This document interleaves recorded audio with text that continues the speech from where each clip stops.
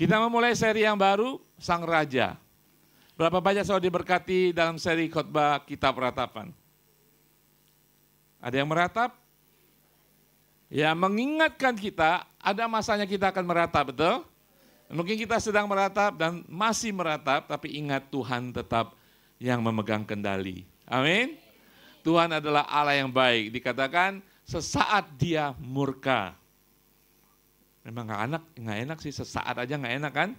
Tetapi ingat, kasih karunia-Nya, kasih setianya sepanjang masa. Itu mendatangkan penghiburan. Ketika kita ditegur, didisiplin karena kesalahan kita, ketika kita mengalami masalah dalam kehidupan kita, bukan salah kita, ingat, mungkin Tuhan murka, mungkin kita ikut getah murka Tuhan kepada orang lain, kepada dunia, tapi ingat Allah saudara adalah Allah yang penuh kasih dan rahmat-Nya. Amin. Pengampunannya baru setiap hari. Kita belajar kan di dalam Ratapan 3 ayat 22, 23, 24. Betul? Iya, haleluya. Nah, hari ini kita belajar seri khotbah yang baru dari kitab Matius. Judul serinya adalah The King, Raja. Tentunya berbicara tentang Yesus Kristus. Ya, seri-seri berikutnya kita akan melihat Raja kita yang namanya Yesus itu julukannya apa aja sih? Ya, namanya apa saja sih? Gitu ya. Hari ini kita belajar tentang Raja yang Yesus Kristus yang disebut Mesias. Mesias. Kita jarang dengar kata Mesias, ya kan? Nah, saya ingin jelaskan lebih dulu tentang kitab Matius sebelum kita belajar tentang Mesias.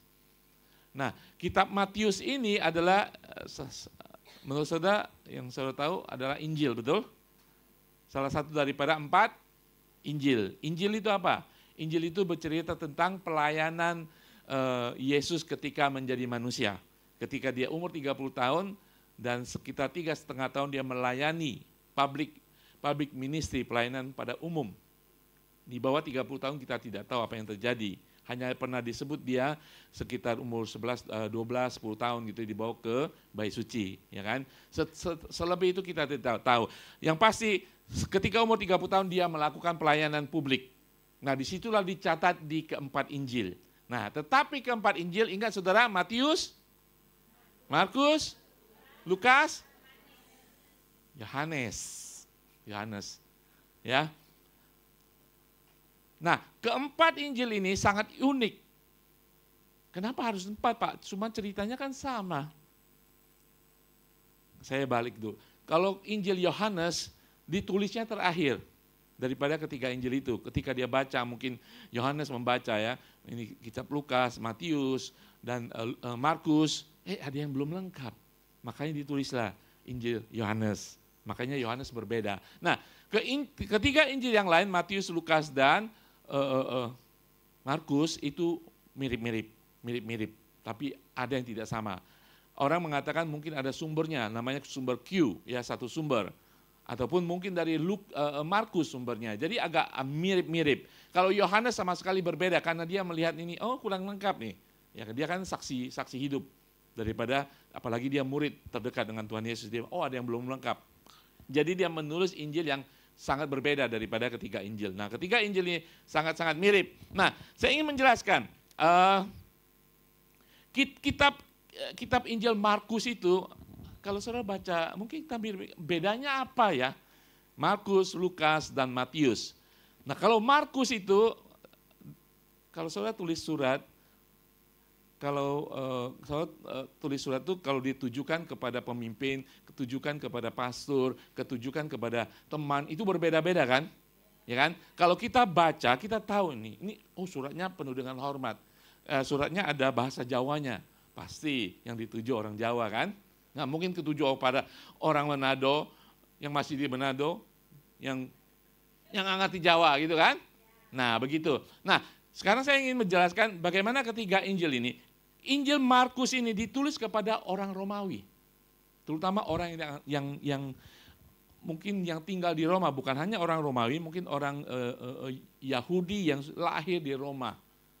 Ya, nah kalau Injil Lukas dan kitab para rasul itu sama penulisnya, Lukas, ditujukan kepada satu orang namanya Theophilus. Nah, Injil Lukas dan Kisah Para Rasul ditujukan kepada orang di luar orang Yahudi. Ya. Nah, kenapa bisa tahu? Karena dari bahasanya. Ya. Nah, kitab Matius ini yang kita bahas ini, kitab Matius ditujukan khusus kepada orang Yahudi. Kenapa bisa tahu? Nah, sekarang saya tahu kan? Nah, ada beberapa ciri khusus. Tampilkan slide-nya. Latar belakang Yahudi dalam kitab Matius ini sangat-sangat kental. Nah, nanti kalau saudara baca berikutnya saudara akan mengerti, oh bedanya begini. Pertama, ketergantungan pada pernyataan janji nubuatan di dalam perjanjian lama. Dan kitab Matius itu selalu mengutip perjanjian lama tentang nubuatan para nabi dan sebagainya tentang Yesus ini. Yang memang Mesias yang dinantikan. Jadi kitab Matius ini karena dia orang Yahudi, ditujukan kepada Yahudi untuk meyakinkan orang Yahudi bahwa Yesus ini memang yang dijanjikan, dinubuatkan dari perjanjian lama itu, kitab para nabi, tulisan dan kitab Pentatuk. Makanya kental sekali kutipan dalam perjanjian lama untuk meyakinkan audiens orang Yahudi. Oke. Nah, kemudian merunut garis silsilah Yesus bertolak dari Abraham. Nah, orang Yahudi, orang Israel sekarang, kalau mereka menamakan bangsa pilihan, bangsa Israel lahir itu dari pemanggilan Abraham. Abraham dipanggil. Jadi bukan dari Adam. Jadi semuanya dari Abraham. Makanya Matius menulis silsilah Yesus itu tidak ditarik dari Adam. Ditarik dari Abraham. Nanti kita akan baca silsilahnya. Ya. Dari Abraham itu membuktikan bahwa Yesus ini adalah anaknya Abraham. Ya, jadi orang Yahudi baca, oh Abraham. Tidak hanya Abraham tetapi Daud. Nanti kita akan lihat. Pernyataan yang berulang-ulang tentang Yesus adalah anak Daud. Ya, anak Daud. Kalau saudara baca di dalam kitab Yohanes disebut anak Allah. Dan kitab Yohanes tidak ada silsilah Yesus. Kenapa? Karena Yesus adalah anak Allah. Allah tidak punya silsilah. Jangan saudara bingung, oh ini kok ada silsilah, ini ada silsilah.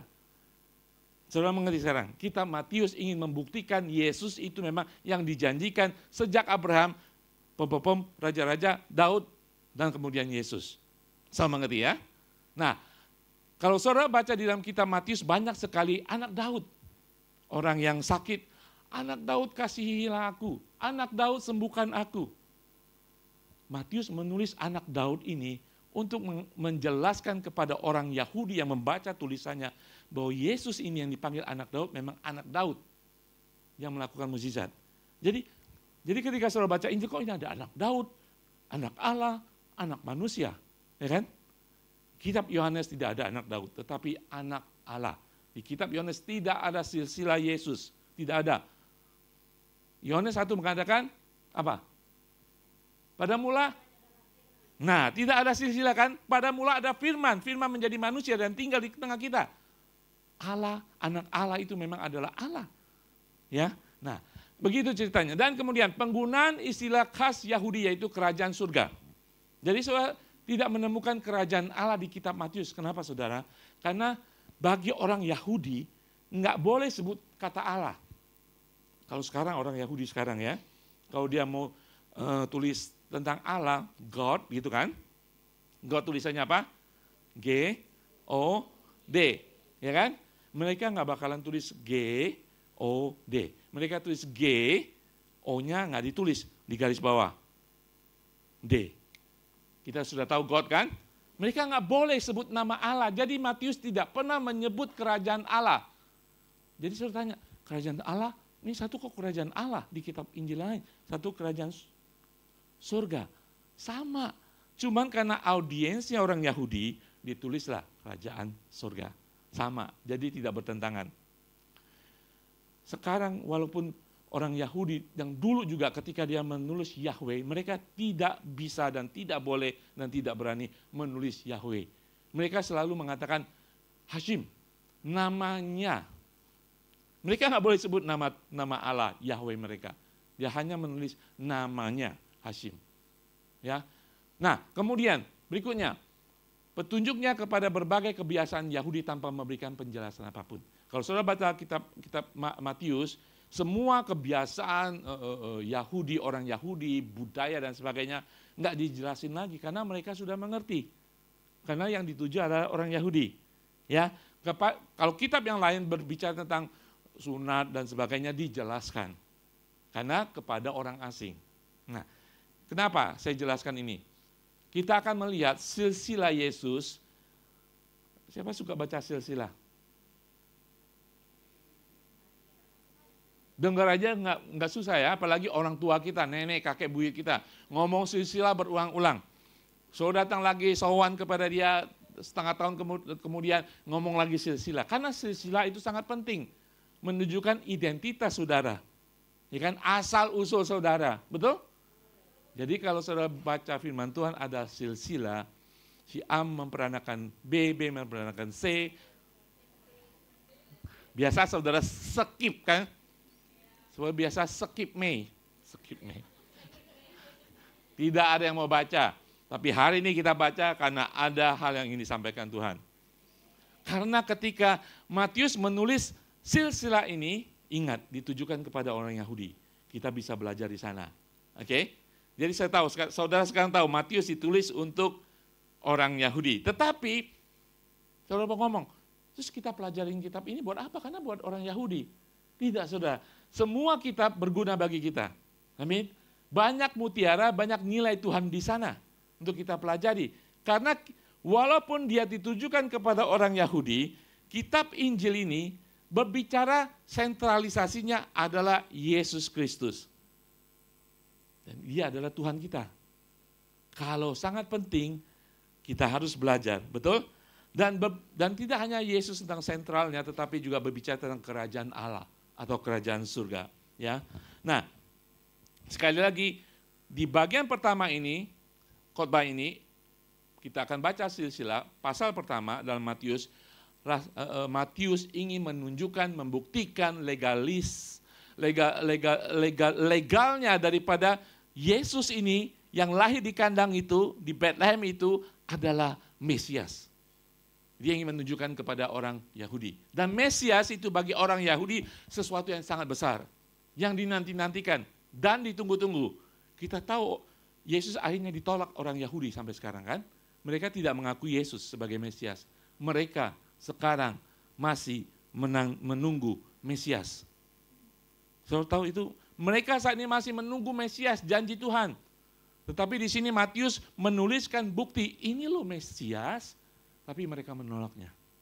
Di awal-awal gereja mula-mula mereka menerima, tapi kemudian mereka menolak. Ada orang Yahudi yang percaya kepada Yesus, nama yang disebut sebagai Kristen Mesianik. Ada orang Yahudi yang percaya, tapi kebagian besar tidak percaya Yesus. Mereka menantikan Mesias. Saudara menantikan Mesias? Kita menantikan Mesias kedatangannya yang kedua kali, mereka menantikan Mesias kedatangan yang pertama kali.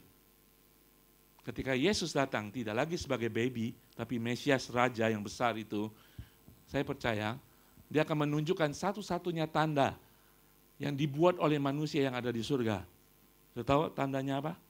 Yang dibuat oleh manusia di bumi ini, yang ada di surga. Tandanya apa? Lubang paku di tangan Mesias. Tuhan akan datang, ini lubang paku. Yang kamu buat, nenek moyangmu buat, dan mereka akan percaya bahwa sebenarnya yang datang pertama adalah Mesias yang mereka tolak. Bagi kita kedatangan kedua, suatu yang sukacita. Amin. Itulah Mesias yang kita tunggu. Nah, kitab Matius ini, saudara tahu penulisnya siapa? Ya Matius lah, nggak usah mikir. Siapa Matius? Salah satu daripada 12 murid. Matius sebelumnya namanya adalah yang sekolah Alkitab, Levi atau Levi. Dia adalah pemungut. Ingat, pemungut cukai. Yesus bilang, ikutlah aku. Dia tinggalkan semuanya itu dan dia ikut Yesus. Levi, Matius. Dia pemungut cukai, kalau sekarang apa ya? Kerjanya di mana ya sepertinya? Orang pajak atau orang accountant, berarti dia detail, ya kan? Teliti. You know? Nggak mungkin amburadul kan? Ya. Jadi dia sebenarnya kalau saudara baca nanti kita bahas minggu-minggu berikutnya. Sebenarnya seluruh kitab Matius ada 5 bagian yang sangat teratur penulisannya. Dan detail sekali penulisannya. Karena dia Matius adalah seorang yang pemikir, seorang pakai otak, seorang akuntan. Berarti sangat teratur catatannya ya. Tapi kita akan lihat minggu-minggu berikutnya. Tapi hari ini kita akan melihat pembuktian Matius kepada orang Yahudi tentang Yesus itu adalah Mesias. Nah, itu adalah janji Allah, saya katakan janji Allah dalam perjanjian lama. Kalau kita lihat di dalam Matius 1, ayat ke-1, dia mengatakan inilah silsilah Yesus Kristus, anak Daud, anak Abraham. Ada nggak? Inilah silsilah Yesus Kristus, anak Daud, anak Abraham. Boom, langsung. Saudara, kitab Matius itu bukan kitab atau Injil pertama yang ditulis. Tetapi adalah kitab Injil pertama yang ditempatkan di dalam perjanjian baru. Betul kan? Sesudah perjanjian lama, perjanjian baru kitab pertama adalah Matius. Tapi dia bukan pertama kali ditulis. Kenapa? Karena dia menjembatani perjanjian lama dan perjanjian baru. Perjanjian lama kan, saudara tahu perjanjian lama, minggu lalu kita belajar tentang kitab ratapan. Ya kan?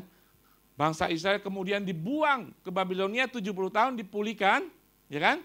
Sesudah itu kita tahu ada kitab Nehemia dan sebagainya membangun kembali. Dan kemudian Tuhan diam 400 tahun sampai Yesus lahir.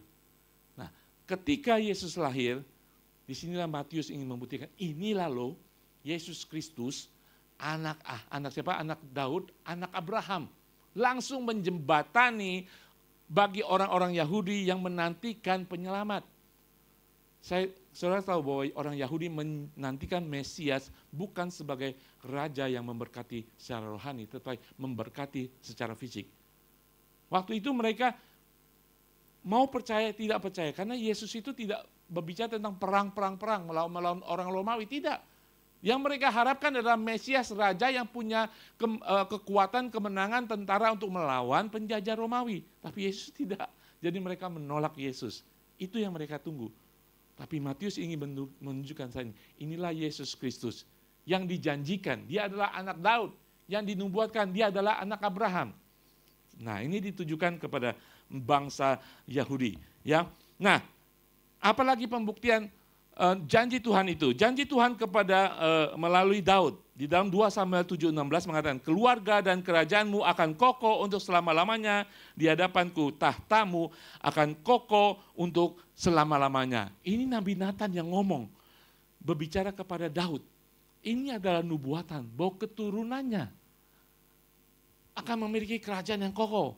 Dari sini orang Yahudi mengatakan bahwa Mesias itu akan turun dari keturunan Daud. Makanya anak Daud menjadi istilah Mesias.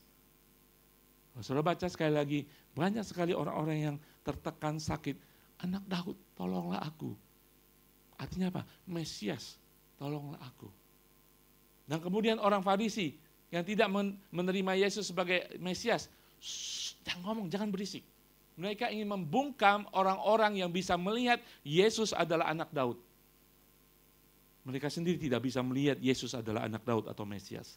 Ya, saudara bisa mengerti itu. Dan kemudian ada janji kepada Abraham di Gunung Moria ketika setelah Abraham ingin mengorbankan Ishak di dalam Kejadian 22. Maka aku akan memberkati engkau berlimpah-limpah dan membuat keturunanmu sangat banyak. Seperti bintang di langit dan seperti pasir di tepi laut. Dan keturunanmu itu akan menduduki kota-kota musuhnya. Ayat 18 perhatikan. Oleh keturunanmu lah semua bangsa di bumi akan mendapat berkat karena engkau mendengarkan firman-Ku. Jadi tidak hanya melalui Daud, sebelumnya melalui Abraham. Keturunannya akan menjadi berkat. Nah disinilah Matius langsung ngomong, Yesus Kristus, anak Daud, anak Abraham. Orang Yahudi mestinya tahu kalau dia percaya. Sayangnya mereka menolak Yesus. Jadi saudara sekalian, kita akan baca silsilah. Jangan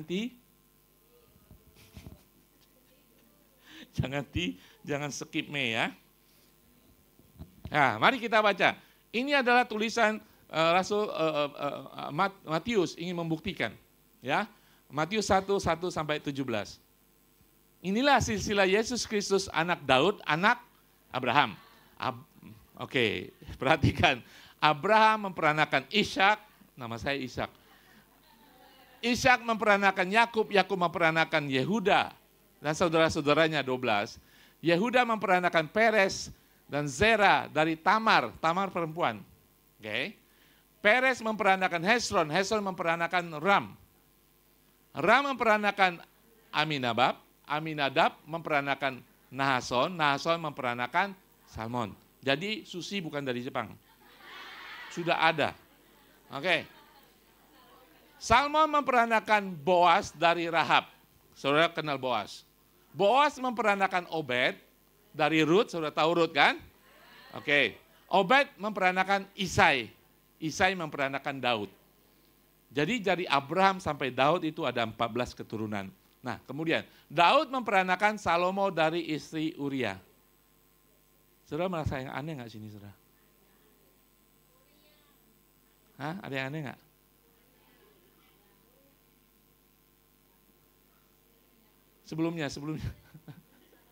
Sebelumnya. Daud memperanakan Salomo dari istri orang lain. Ya kan?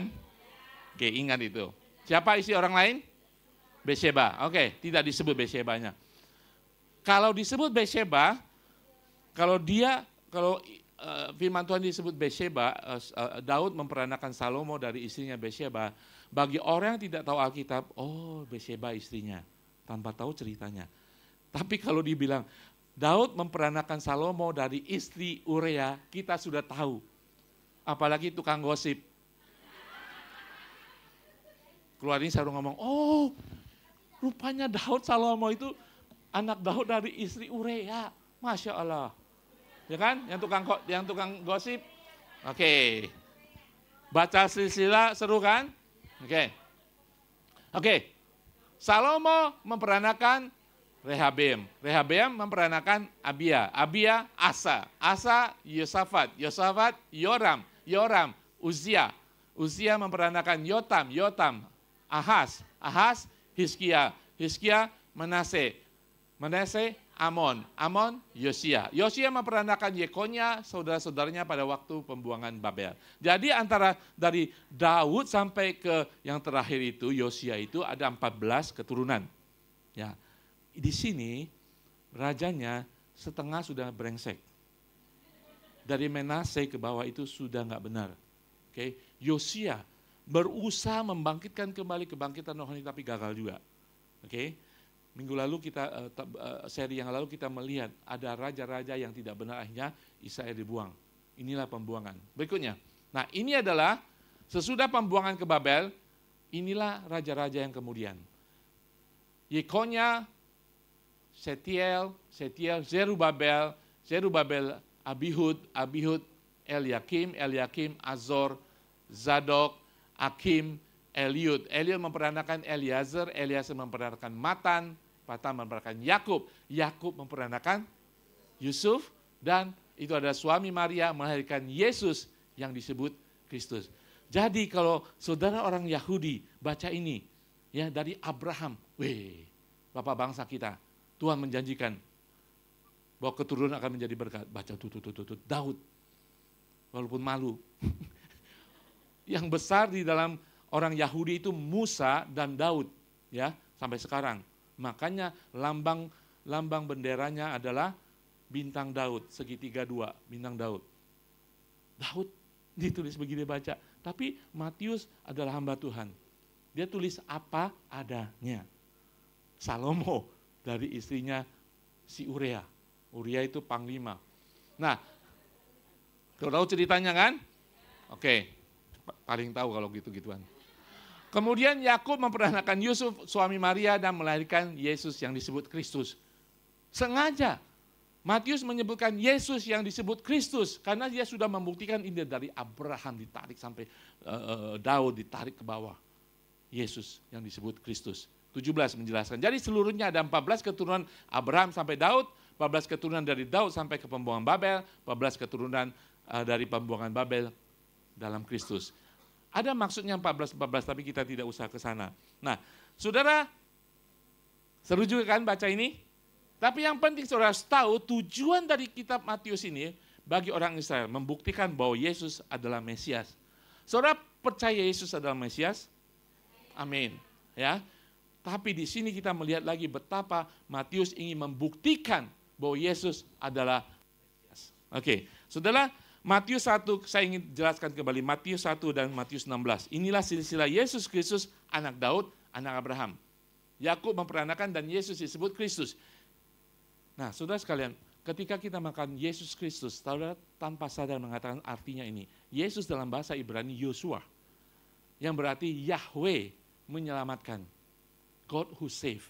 Kemudian Kristus dalam bahasa Ibrani Mashiach atau Mesias. Mesaya dalam bahasa Inggrisnya. Yang berarti yang diurapi. Nah, berapa banyak kalau kita baca Alkitab, kita baca Yesus Kristus. Ketika kita nyanyi Yesus Kristus Tuhan. Saudara tahu bahwa Kristus itu adalah Mesias. Allah menjadi manusia, nama dunianya Yesus. Allah yang menyelamatkan. Tetapi dia adalah Mesias. Sama halnya dengan dia adalah Immanuel. Dan sama artinya dengan dia adalah Raja. Bukan kita menjadikan dia Raja. Saudara mengaku dia Raja, tidak Raja, dia tetap Raja. Saudara mengaku dia Immanuel, tidak Immanuel, dia adalah Immanuel. Saudara mengaku dia Mesias atau tidak Mesias, dia adalah Mesias. Kalau saudara tahu hari ini Yesus adalah Mesias, ketika saudara mengatakan Yesus Kristus, Kristus artinya Mesias. Apa artinya Mesias dalam kehidupan kita? Kemudian kita akan belajar setelah kita belajar kitab Matius ini tentang Mesias. Tapi sekali lagi observasi kita. Next berikutnya. Nah, ingat sebelum kita membahas Mesias, kita melihat bahwa jadi kitab Injil pasal pertama tujuannya adalah membuktikan kepada orang Yahudi bahwa Yesus, Tuhan saudara, anak Maria, anak manusia, Maria dan Yusuf itu benar-benar keturunan Daud dan Abraham.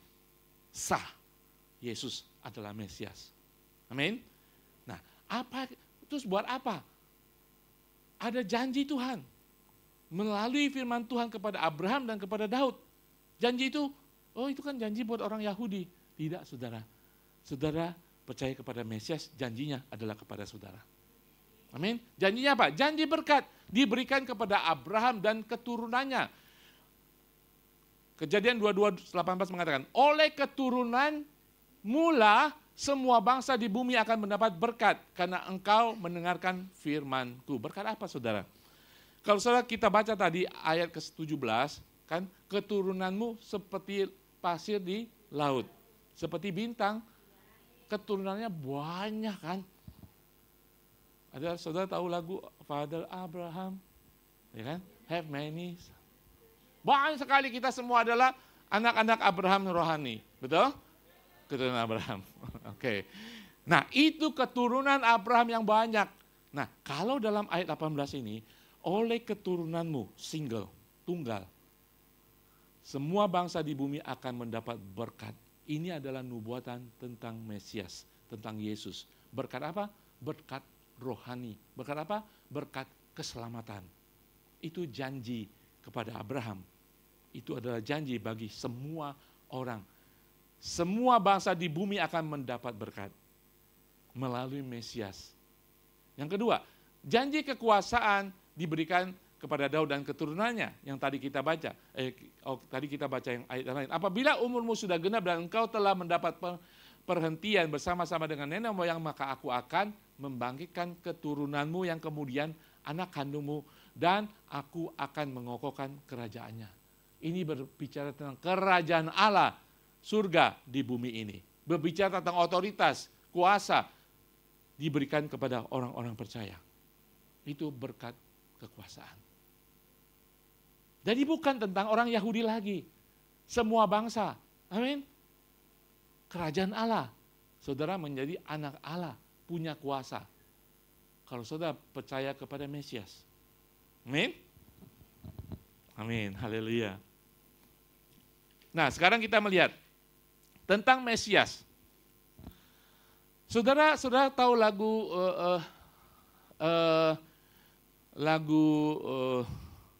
Messiah.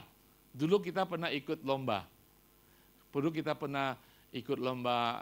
Vokal group. Kita dikirim 2 grup. Ingat ya, lagunya apa? Messiah, Handel. Lagu haleluya, haleluya nggak bisa berhenti. Lagunya haleluya, haleluya tidak bisa berhenti, tidak bisa keluar. Penulisnya adalah Handel namanya. Nah, itu tahun 1740-an. Suatu saat itu Raja George, Raja Inggris yang paling berkuasa pada saat itu, paling hebat. Dia memerintahkan satu komposer, membuat komposisi tentang Mesias. 3 minggu dibuatlah komposisi, bukan lagu, komposisi. Ya, komposisi Messiah. Dan kemudian konser. 700 orang lebih nonton, termasuk Raja George. Ya, Raja Inggris yang sangat berkuasa pada waktu itu. Dan kemudian ketika dinyanyikan, chorusnya dinyanyikan bait-bait seturut Alkitab, lagu itu. Ketika sampai ke chorus haleluya, King of King, Lord of Lord, kemudian haleluya, haleluya. King George ini tidak bisa tahan lagi, dia berdiri. Ketika dia berdiri, semua penonton berdiri. Karena begitu mereka mengakui kedahsyatan Mesias. Itu pada waktu itu, saudara. Terlebih kita yang sudah ditolong diselamatkan oleh Mesias. Hidup kita harus selalu menghormati, menantikan, dan mengharapkan Mesias dalam kehidupan kita. Kita bahas Mesias. Pertama, Mesias adalah penggenapan segala janji. Katakan segala janji.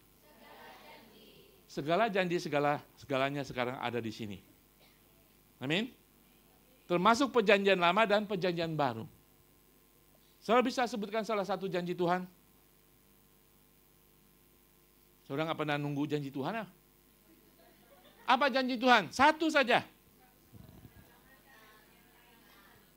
Satu orang diselamatkan. Itu janji Tuhan bukan? Saudara tahu ada 8.000 lebih janji Tuhan dalam firman Tuhan ini. Mesias adalah penggenapan semua janji Tuhan. Ya kan? Janji Allah sebagian sudah digenapi, termasuk janji kedatangan Mesias, tapi masih banyak janji Tuhan, kedatangan yang kedua dan sebagainya belum tergenapi. Tapi Mesias akan datang untuk menggenapi semuanya. Amin. Statement berikutnya. Slide berikutnya. Yesus adalah bayangan Mesias yang terdapat dalam perjanjian lama dan kenyataan dalam perjanjian baru. Amin.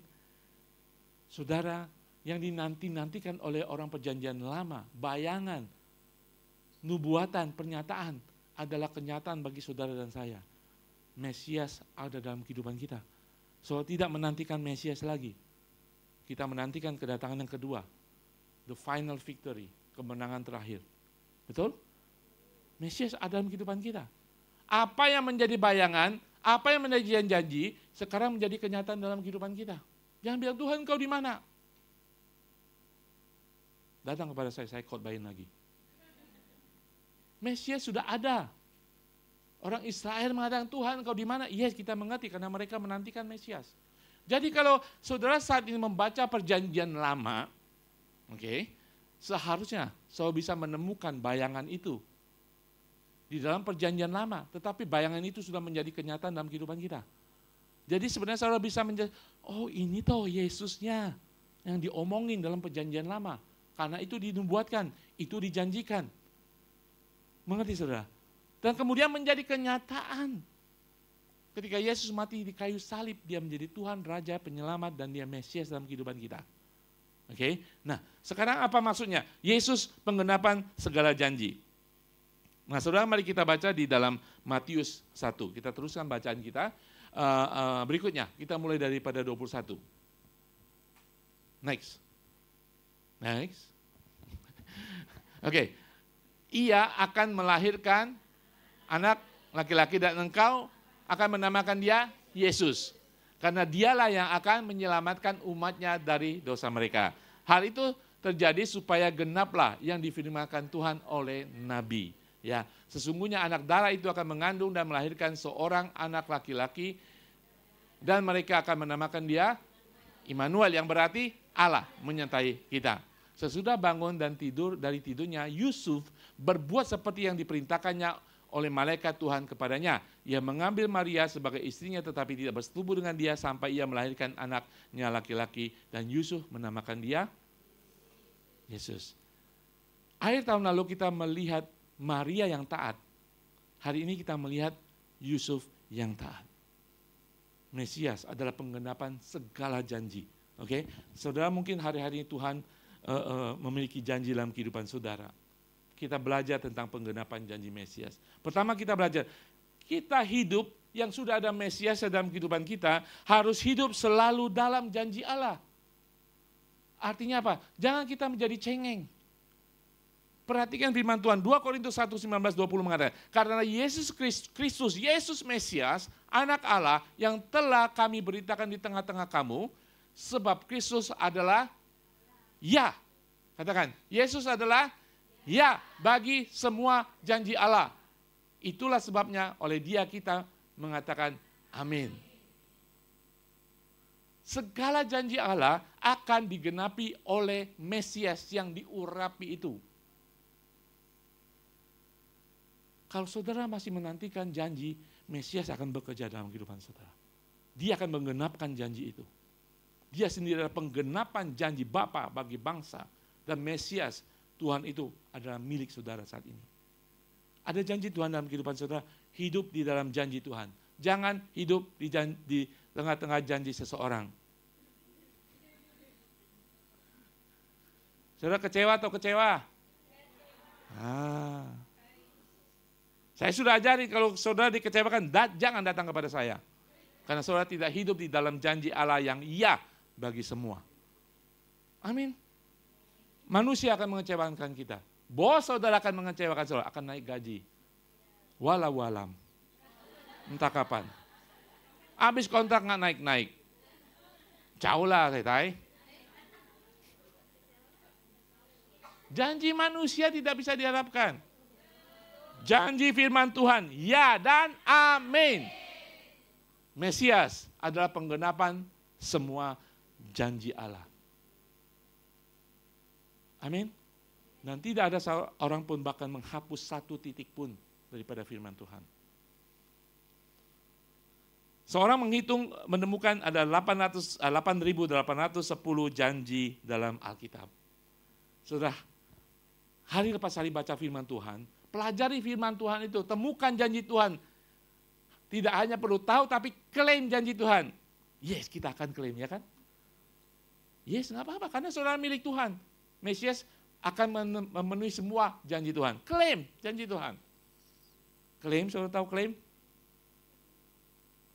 Tidak hanya tahu, tapi klaim janji Tuhan. Amin. Hidup selalu dalam janji Tuhan. Kalau saudara tahu janji Tuhan, kehidupan berdoa saudara akan berbeda. Tidak hanya tahu, saudara klaim. Mengetahui janji Tuhan akan memberkati iman saudara ketika saudara berdoa, saudara tahu janji Tuhan.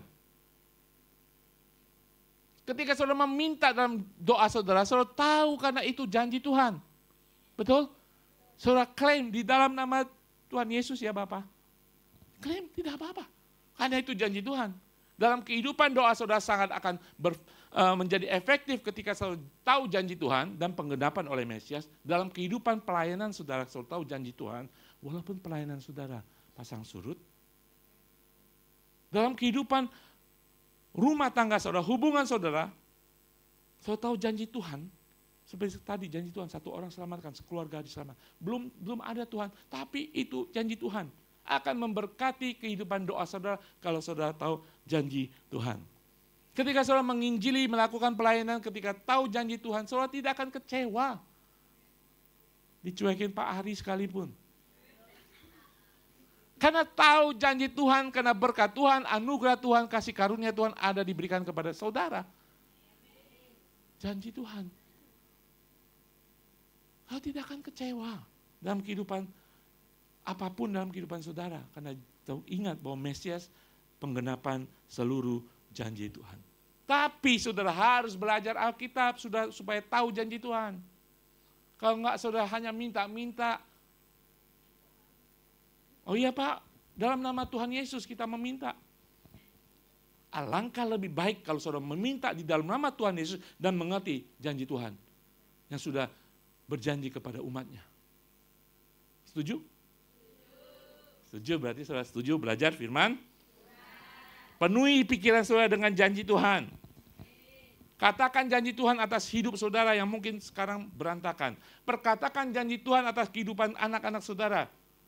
Perkatakan janji firman Tuhan kepada hubungan saudara dengan suami istri saudara. Perkatakan janji firman Tuhan dalam kehidupan apapun pelayanan saudara, masa depan saudara. Perkatakan janji firman Tuhan. Dan untuk mengetahui janji firman Tuhan,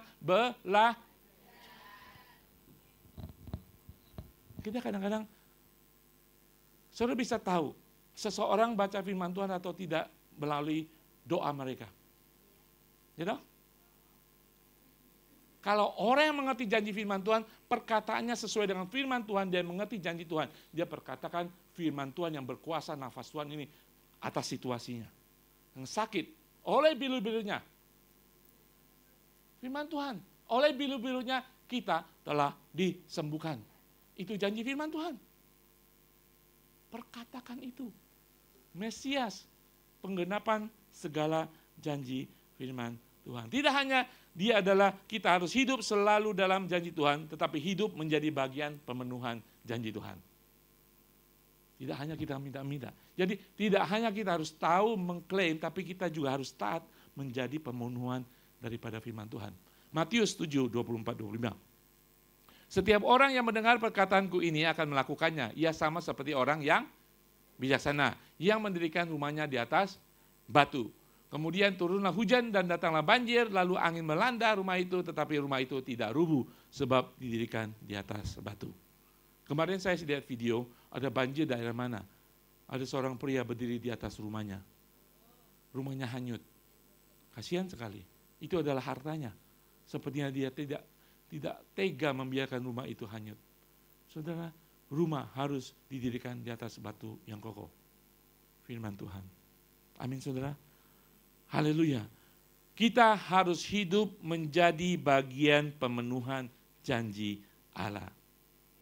Pernyataan berikutnya, tidak hanya kita harus tahu dan mengklaim janji Allah, tetapi harus taat kepada firman Tuhan untuk melihat penggenapan janji Allah melalui hidup kita. Tuhan pakai kita bagi kehidupan orang lain. Penggenapan janji Tuhan kepada orang lain melalui hidup kita. Saudara, kita lihat tadi Yusuf. Ya kan, Yusuf. Ketika dia tidur mimpi, malaikat mengatakan bahwa, "Hei Yusuf, engkau anak Daud, Maria mengandung oleh karena Roh Kudus." Dan dia percaya. Dia tahu, dia kan orang Yahudi. Dia pasti tahu janji Tuhan, Mesias. Dan dia tahu menjadi bagian daripada kedatangan Mesias, Yesus ke bumi ini.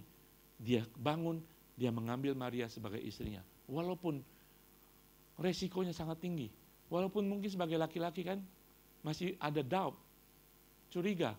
Ini pacarku, tunanganku, hamil.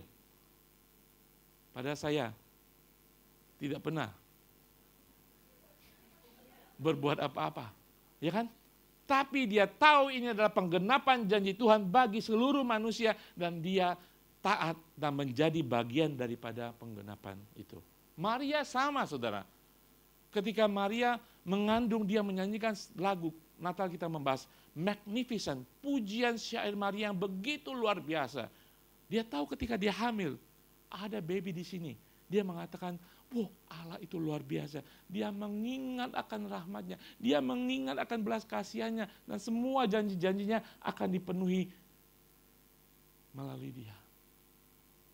Bersyukur saudara ketika saudara hidup menjadi bagian dari janji Allah, memberkati orang lain. Karena Mesias akan menggenapi semua janji Tuhan. Amin. Nah, kemudian nomor 2 kita belajar. Tidak hanya Mesias ada penggenapan janji Tuhan. Kedua, Mesias adalah penyelamat segala generasi. Penyelamat saudara. Tuhan Yesus datang bukan buat orang Yahudi. bukan buat bangsa Israel. Walaupun melalui bangsa itu, bangsa pilihan, Mesias penyelamat itu akan datang.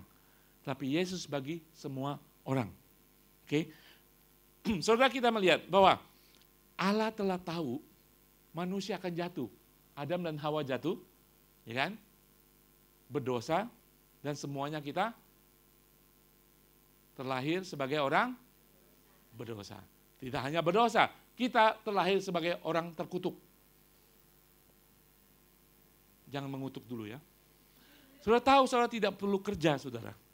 Karena Adam, kita harus sakit pinggang. Petani harus bongkok-bongkok. Harus di bawah terik matahari. Gara-gara Adam. Terkutuk semuanya. Tanah juga terkutuk. Kita harus usahakan tanah itu. Sebelumnya, sebelum jatuh dalam dosa, tanah itu tumbuh aja. Jagung. Tinggal petik. Durian. Saudara suka apa? Tidak usah saudara capek-capek mencangkul, membajak, menyiram, menunggu. Karena Adam semua terkutuk. Uang saudara yang saudara pegang itu terkutuk. Karena dari pohon kan, dari kayu kan. Jadi hati-hati dengan uang kertas itu. Uang koin itu. Sama. Ketika menerima gaji, berkati uang saudara. Saya nggak dapat cash Pak, dapat di tabungan. Berkati tabungan itu. Berkati gaji itu. Karena segala sesuatu di dunia ini terkutuk. Mesias akan menyelamatkan kita. Amin. Dia datang untuk menyelamatkan segala sesuatu. Nah, Allah juga tahu bahwa bangsa Israel akan jatuh, saudara.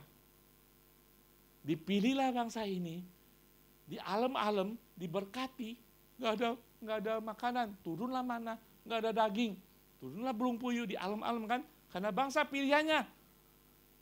Dibebaskan dari Laut Merah, dibebaskan dari Sungai Yordan, banyak sekali mukjizat, tetapi mereka tetap jatuh. Tuhan tahu. Dari awal Tuhan tahu dia akan menjadi manusia. Dia harus menjadi yang disebut Mesias. Di bumi namanya Yesus. Dia adalah Mesias, saudara. Kristus. Dia tahu. Mesias harus ada di bumi ini. Allah menjadi manusia untuk menyelamatkan, untuk menggenapi firman Tuhan dan juga menyelamatkan banyak generasi. Roma 5:17 mengatakan, sebab jika oleh dosa satu orang Adam, maut telah berkuasa oleh satu orang itu, maka lebih benar lagi mereka yang telah menerima kelimpahan kasih karunia dan anugerah kebenaran akan hidup dan berkuasa oleh karena satu orang itu, yaitu Yesus Mesias. Adam semuanya terkutuk dan berdosa. Oleh Yesus kita menerima kasih karunia, kita menerima berkat Tuhan. Satu orang. Adam terakhir, Yesus Mesias. Yesus datang untuk membersihkan umatnya dari segala kutukan. Galatia 13 mengatakan, Kristus Mesias telah menebus kita dari kutuk hukum Taurat. Dengan jalan menjadi kutuk karena kita, sebab ada tertulis terkutuklah orang yang digantung pada kayu salib. Yesus Mesias itu datang untuk menjadi kutuk bagi kita, supaya kita dibebaskan dari kutuk perjanjian lama. Hukum Taurat. Saya tahu apa kutuk itu? Pulang baca Ulangan 28, itu ada kutuknya banyak sekali. Kalau saudara baca jangan stres, saudara. Saudara sudah dibebaskan di dalam darah Tuhan. Saudara bukan anak perjanjian lama, saudara anak perjanjian baru. Tapi itu buat pembelajaran bagi kita. Kutuk, ada kutuk macam-macam, saudara. Kutuk rohani. Kutuk rohani itu mati rohani. Mati rohani itu begini, saudara. Tidak hanya saudara mati ketika Adam dan Hawa jatuh dalam dosa, kita akan mati secara jasmani. Oke? Sebelumnya kita tidak akan mati. Jangan marah sama Adam dan Hawa ya. Karena Adam dan Hawa kita akan mati secara fisik. Dulu tidak mati, saudara. Waktu Adam dan Hawa ketika berdosa sekalipun, keturunan pertama-pertama itu masih hidupnya ratusan tahun kan. Sekarang kita hidup paling lama berapa? Saya nggak mau, saya mau 100. Tapi hidup sehat. Paling banter 120 kan? 80 ekstra dari Tuhan, bonus Tuhan mungkin 100. Sebenarnya kita tidak mati. Karena dosa dan kutuk itu kita harus mati. Mati secara jasmani. Kemudian pada waktu itu juga kita mati secara rohani. Kita menjadi milik iblis. Sampai kita dilahirkan kembali oleh darah Kristus menjadi ciptaan baru. Ya kan? Saudara sudah ciptaan baru. Katakan kiri kanan, hei kamu sudah ciptaan baru. Saudara sudah memiliki kehidupan rohani yang baru. Dan kemudian Yesus menebus saudara untuk kematian kedua. Ketika saudara mati nanti, ketika kita mati nanti, kita tidak mengalami kematian kedua karena sudah ditebus. Kematian kedua apa saudara? Masuk neraka. Semua orang akan mati kan? Oke. Kemudian kita tidak akan mati yang kedua masuk neraka. Kita akan ke surga. Karena Yesus sudah menebus kita dari segala kutuk itu. Amin. Nah, tidak hanya kutuk kematian spiritual, tetapi kutuk penyakit. Yesus membebaskan kita dari kutuk penyakit. Yesus membebaskan kita dari kutuk kemiskinan. Ada amin, saudara? Amin, saudara. Di dalam Galatia 3:29 mengatakan, dan jikalau kamu adalah milik Kristus, maka kamu juga adalah keturunan Abraham. Berkat Abraham, ingat. Dan berhak menerima janji Allah. Menerima janji Allah berkat dan menjadi berkat. Dikatakan keturunan Abraham akan menjadi berkat kan? Akan memberkati orang-orang kan? Saudara tidak pernah akan menjadi berkat kalau saudara tidak diberkati. Betul? Jadi saudara keturunan Abraham secara rohani, saudara diberkati untuk menjadi berkat. Saudara dibebaskan dari semuanya itu. Wah, di dalam Ulangan 28 itu kan nggak ada COVID, Pak. Ya kan? Nggak ada virus SARS. Nggak ada virus SARS. Saya tahu kalau saudara baca teliti, di bagian tertentu dalam tentang kutuk, tentang sakit penyakit itu, ada satu ayat mengatakan, dan semua sakit penyakit yang tidak disebutkan, itu termasuk SARS. Saudara sudah dibebaskan daripada kutuk sakit dan kutuk kemiskinan dan kutuk kematian rohani. Nah, tidak hanya Mesias penyelamat segala sesuatu itu mematahkan segala kutuk, tetapi dia juga menghapus segala dosa. Oke, nah, dikatakan di ayat 21, dan ia akan melahirkan anak laki-laki dan engkau akan menamakan dia Yesus karena dialah yang akan menyelamatkan umatnya dari dosa mereka. Ini ayat 21. Saudara ingat ayat tadi silsilah? Ya kan? Silsilah. Ada berapa perempuan disebutkan? Ada 5. Maria kita tidak usah sebut karena Maria yang suci, kudus, dan taat. Ada 4 orang wanita lain. Saudara ingat siapa namanya? Ada 2, kelompok pertama Rut yang tidak termasuk kewarganegaraan Israel, namanya Rahab. Rahab seorang Kanaan dan juga seorang Sundal. Rut adalah seorang Moab, bukan bangsa Israel, tetapi dimasukkan, disebutkan secara khusus. Yang kita aneh, kenapa istri-istri yang lain tuh orang Yahudi tidak disebutkan? Justru yang asing disebutkan. Rahab, atau Rahab yang menolong, dia adalah Sundal, orang Kanaan.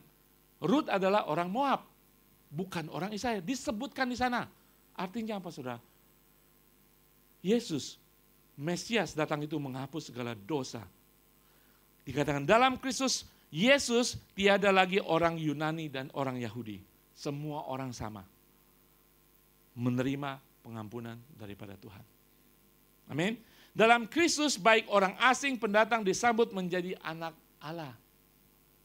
Makanya kalau kita baca itu, kalau orang Yahudi baca mungkin mereka protes. Kenapa dimasukkan Rut, malu-maluin aja? Dia kan bukan orang Yahudi, tapi sengaja dimasukkan oleh Matius untuk menyatakan bahwa Yesus datang untuk tidak hanya orang Yahudi, tapi untuk semua orang. Yang kedua, kelompok kedua, 2 perempuan lain, siapa? Tamar dan Betsyeba. Dua-duanya adalah penjina. Tamar dan Betsyeba. Sengaja tidak ditulis Betsyeba, kalau yang tidak mengerti cerita tentang Daud, oh Betsyeba, mamanya Salomo. Tapi disengaja ditulis bahwa namanya tidak ditulis istrinya Urea, malu kan? Kok Daud memperanakan Salomo dari istri? Ya kan? Kenapa ditulis? Bahwa Allah Mesias itu datang untuk tidak hanya melepaskan dari kutuk, tapi mengampuni dosa. Dia menerima semua manusia, segala jenis suku bangsa, Moab, Kanaan, dan orang berdosa. Amin. Mesias tidak alergi akan orang berdosa. Dia membawa setiap orang berdosa yang berserah dan menerima Mesias untuk menjadi bagian daripada kerajaan Allah. Amin. Saudara dan saya, kita bukan bangsa Yahudi. Kita orang berdosa semuanya. Ketika saudara percaya kepada Yesus sebagai Tuhan dan Juru Selamat, Dia menjadi Mesias yang menghanguskan segala kutuk kita, membebaskan kita dari segala kutuk, dan mengampuni dosa kita. Dan menerima kita sebagai anak kerajaan Allah. Amin. Haleluya. Mesias menyelamatkan kita dari dosa, dan Mesias akan datang kepada mereka yang bertobat dari dosa-dosanya. Amin saudara. Haleluya. Nah, masih mau terus? Saya mau tutup. Oke, saya mau tutup ya. Nah, kita tidak berbeda dengan bangsa Israel. Oke, dari tadi saya kan sudah menyinggung, kita anak perjanjian baru, ada Mesias dalam kehidupan kita. Betul? Galatia 3:14 mengatakan, Yesus Kristus telah membuat ini supaya di dalam Dia berkat Abraham sampai kepada bangsa-bangsa lain, sehingga oleh iman kita menerima roh yang telah dijanjikan itu. Amin? Bagi kita yang menerima Yesus sebagai Tuhan dan menjadi Mesias, kita menerima berkat Roh Kudus dalam kehidupan kita. Berkat yang paling besar. Dia itu menjadi Immanuel dalam kehidupan kita, Roh Allah dalam kehidupan kita. Roh Allah membantu kita, Roh Kudus dalam kehidupan kita akan menegur kita. Roh Kudus itu akan mengingatkan kita akan kelakuan kita. Roh Kudus itu akan membantu kita supaya kita dalam perlindungan Tuhan.